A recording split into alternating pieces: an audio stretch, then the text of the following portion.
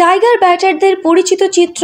দেশের মাটিতে ব্যাটিংয়ের অ্যাভারেজের চেয়ে বিদেশে ব্যাটিংয়ের অ্যাভারেজ ভালো।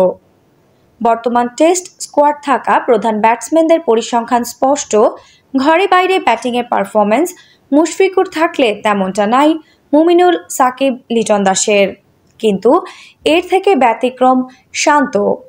হোমে থেকে বিদেশি মাটিতে তার ব্যাটিং অ্যাভারেজ খুবই ভালো।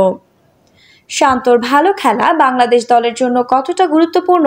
বাংলাদেশ জিতেছে এই রকম ম্যাচে তার গড় ৬৮, হারের ম্যাচে ১৬, ড্র হওয়া ম্যাচ ৫৪।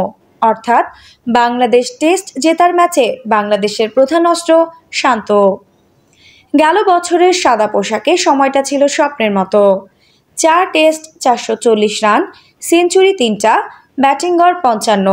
কিন্তু শেষ ৬ ইনিংস কাপ্তানের ব্যাট কথা বলেনি। খারাপ খেলা ব্যাটিং বিন্দু থেকে বেরিয়ে আসতে চাইবেন তিনি। লাস্ট ৬ ইনিংস তার স্কোর ৯, ১৫, ৫, ৬, ১-০। এই পর্যন্ত ২৭ টেস্টে নাজমুল শান্তর রান ১৪৮১, গড় ২৯, 100 ৫টি, ৫০ ৩টি। ২১শে আগস্ট রাওয়ালপিন্ডিতে পাকিস্তানের বিপক্ষে বাংলাদেশের প্রথম টেস্ট। এর আগে বাংলাদেশ কাপ্তানের কাঁধে অনেক দায়িত্ব। এর আগে পাকিস্তানের বিপক্ষে ৩টা টেস্ট খেললেও ১৩২ রান গড়, ২২ হাঁকাতে পারেননি একটা সেঞ্চুরি।